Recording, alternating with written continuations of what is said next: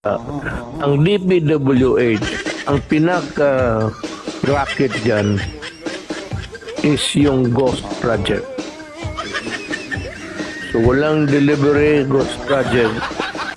Marami yan. Karamihan yan, it's the regional director. Ipapalabas nila na may project ito, but wala.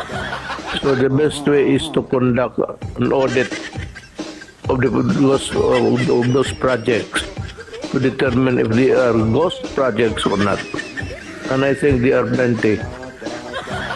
And I dare say that ang pinakamarami siguro matanggal would be from DPWH. I really intend to clean government.